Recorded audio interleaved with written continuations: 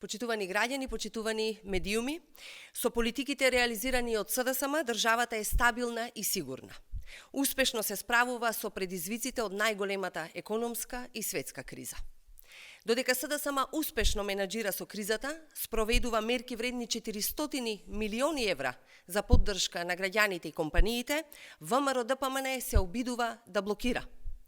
Деструкцијата на Христијан Мицкоски е обид да се загрози нормалното функционирање на институциите во време на најголема светска криза и да се закочи државата, да се предизвикаат проблеми. Помина една недела, собранието и покрај обидите на Мицкоски за блокади функционира. Ништо не се постигна, освен што се одолговлекуваше дневниот ред, се создаваше хаос на седниците. ВМРО-ДПМН не доби ништо. СДСМ и мнозинството покажа како се работи за граѓаните, блокадите на Мицкоски во собранието се поразени. Наместо за интересот на граѓаните и државата, Мицкоски се бори единствено за сопствената фотелја во Белиот дворец.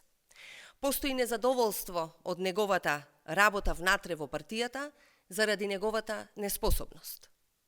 Ваквото деструктивно и неодговорно однесување на ВМРО-ДПМН почитувани не е ново. Можеме да кажеме дека тоа дефинитивно е одлика на оваа партија. ВМРО-ДПМН така се однесуваше и кога државата се справуваше со последиците од пандемијата со COVID-19 и кога се носеа пакетите за помош на граѓаните и компаниите. Така се однесуваше и кога СДСМ ја покачуваше минималната плата, пензиите. Дури и кога се работи за стратешките интереси на земјата, за иднината на земјата, го гледаме истото однесување. ВМРО-ДПМН и Мицкоски работеа против Преспанскиот договор и членството во НАТО. До пред само 5 години граѓаните не забораваат. Државата беше изолирана, беше заробена од режимот, скарана со соседите, а општеството беше поделено по речиси сите основи, каде тензиите и конфликтите беа секојдневие. СДСМ преку одговорните политики ја врати државата на европскиот пат, ја реализиравме стратешката цел, членство во НАТО, ги вративме слободата и демократијата и започнавме градење на едно општество за сите. Денес, благодарение на политиките на СДСМ, живееме во држава која е пријател и партнер на регионот и демократскиот свет.